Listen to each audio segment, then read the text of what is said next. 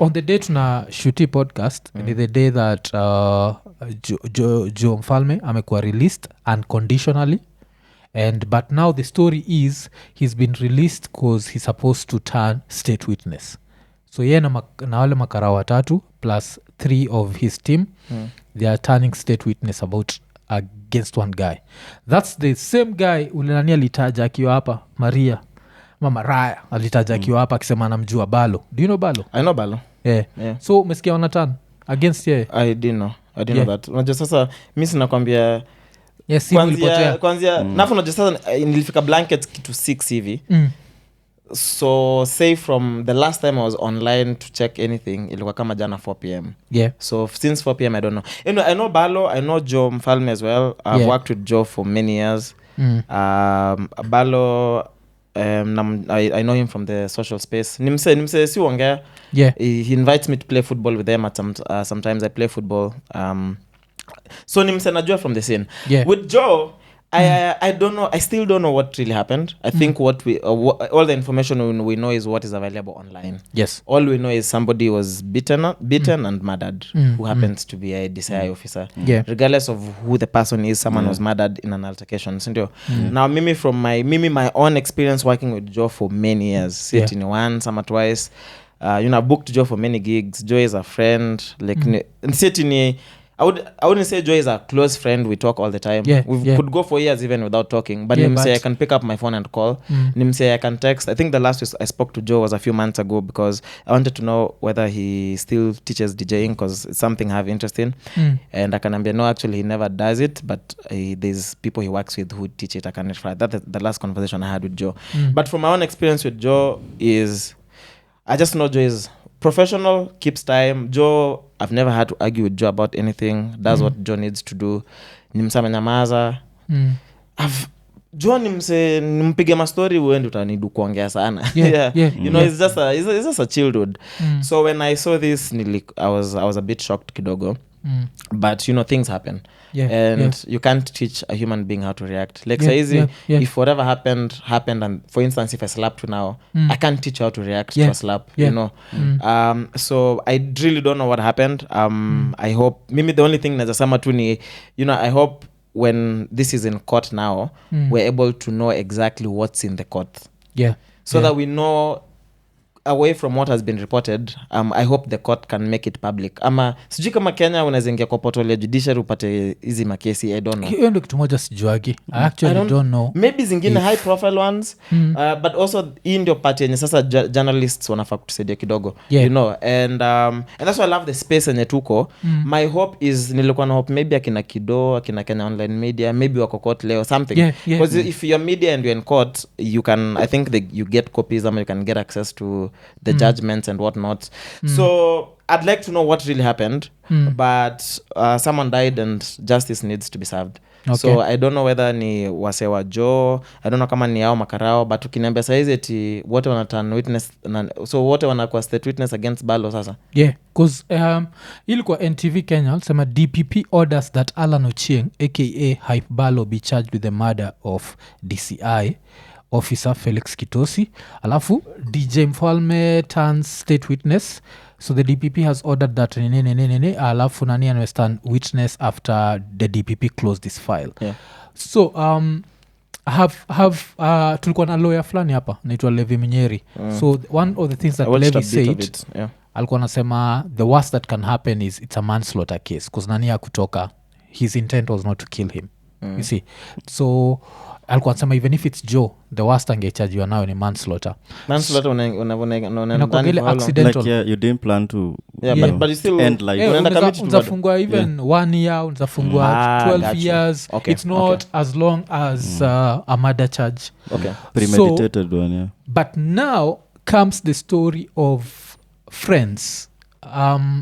In this scenario unafilaje, like ukisikia mtu best yako ameturn state witness, what comes to mind first? If it's you, would you be surprised? Because freedom is priceless.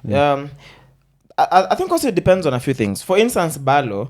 So the interesting thing about social media is that the way that algorithm works based on the people we follow and the things we search is that me and you tukiingia Twitter homepage zetu size will see very different things. Hata tu story tukita nini story ya Joe Mfalme. Mimi vitu nitaona maybe ni vitu wewe hujaona. So for instance mimi what I've seen within on my Twitter regarding Joe Mfalme is that right from the first day when it happened, I saw a lot of guys, akina Slam ni best ya Ballo sana. They play in the same team actually. Niliona kama akina Slam wakiwa like, mbona Ballo anaitwa bouncer? This is when the story broke. So ile wakisemeti the bouncer, mbona Ballo anaitwa bouncer? Because Ballo is not a bouncer. Ballo actually works with Joe, he's ni hype man, ni MC and host. So how come Ballo anaitwa bouncer? And then I think when they were held in that station, and this is again from what was on my Twitter, your feed, guys were complaining that why has he been held in a different police station, Ballo, from where Kina Joe and the other guys have been held. Wengine walikuwa same place. I think so. That's what I saw online. New information. Then the other thing I saw online is that close friends of Ballo formed a group. Wakasema they'll start contributing to raise bail in case ifike point yenye ananitu kulipa cash bail atoke. That's the last thing I know. Those are the three things that mimi nimepick regarding Ballo specifically. But from his close friends, it feels like soon as the incident happened, ni kama Ballo alikuwa distanced. Na yet he was part of the crew, he was part of whatever happened.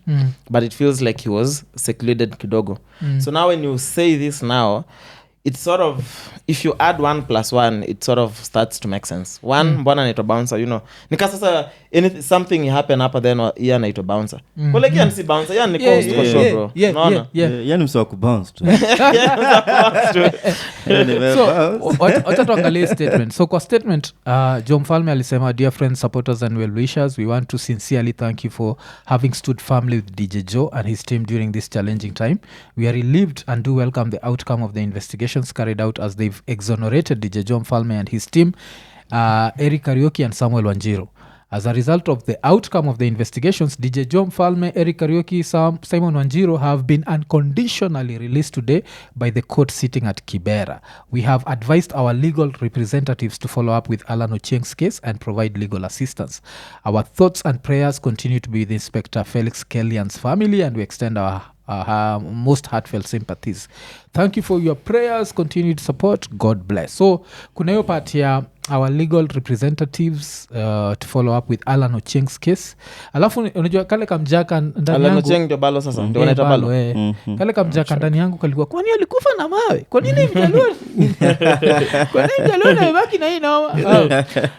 So if that's the case, I'll just reach out, but of course outside the pod I'll reach out to Slam and see what the situation is, but that is sad to hear. It's sad to hear because on one side wanasema history ya state witness, alafu on the other side amerelease statement. Because another thing, ulifuatilia story ukachiki like the family, because now the family, I know this is a very painful time for them, but I have to say something. They have to ask themselves, do they want justice or do they want anyone to go down? Because if they were saying that their person was being beaten at the police station, Ballo hakuwa kwa police station. Hii time akipigwa mpaka anze kukojoa damu, Ballo was not there. So do you just want someone to go down, or do you want the right person to go down? Because makarao, they'll always protect their own. That's why the cops have come out clean. Nakumbuka ni rapture alikuwa na bonga naye, nakasema in this scenario the fact that ni makarao and then it's a DCI officer mwenye amepass, there's no way ati wanaweza convict karao, because sasa now itaanza like it's like they're prosecuting their own. They'll have to. So wakasema someone, nakumbuka rapture akiniambia lazima mtu mmoja ata go down. I think I know for sure Ballo's like close friends, I don't know how far how much info they know about this case, but I think soon as all the information is laid out clean, Ballo needs just good representation. Good representation could help. yeah tuanze at because least whether ni karao ilikuwa involved ama nini soon as it goes down to the lawyers the lawyers don't care kama ni karao ama nani karao wataleta lawyer wao balo atakuwa na lawyer wao kama ni Joe atakuwa na lawyer wao then they'll argue out in openly in court and we will know the truth uzuri tu ni penye imefika sasa the next step ni tutajua actually watu wanachajiwa na nini na what are the facts that the police have and I think now that's why he needs good representation because at least the first thing Levy alisema it's a manslaughter charge because your murder charge is different man. A murder charge is you're looking at life, you're looking at 40 years, you're looking at being hanged but a manslaughter charge is whatever. People don't hang people nowadays. They don't hang but unajua unapata life in prison which is messed up. But now another thing ilenilisikia like from another person who had this story is like at they knew yesterday like by Jan like on Sunday they knew that Mfalme was being released. Who knew? Like mabesti wa Joe atolikuwa naenda kumcheki mse iko like buda Joe me Tuesday niko na gig wanashinda mse ajapelekwa kotini anabonga juu ya gig unajua so he was talking about anaenda gig on Tuesday and nimesikia something close to the fact that he was actually bragging that Wasome get events because he was not around. Now he's back, he's going to do his shit. Bragging where? Hivo like unajua unabonga wasona shunda like buda anabonga wapi sikosel sumenda kumcheki alafu unexpect so me of course hapa kwa pod nimekuwa hapa niki like when I had the case I just felt like he was innocent. Yes, that's best of your previous interactions with him. So the only thing that I feel sad would be like if you throw best yako under the bus and you know he's innocent also because when I look at that case I feel like the cops did this. I don't feel like civilians would do this but it's just one of those like msana kojoa damu kwa police station. How does a civilian? But it also teaches you one thing, if your friend is in trouble don't be quick to help, like especially with violence. Shikilia mse nini because ama toa hata simu unajua ula ulizaga buda kwa nini ulitoa simu. This is the shit reason wasa utoaga simu because unaenda kuhelp msana nini alafu uende unaenda nayo noma because now having powerful friends I feel need your powerful friends because there's also that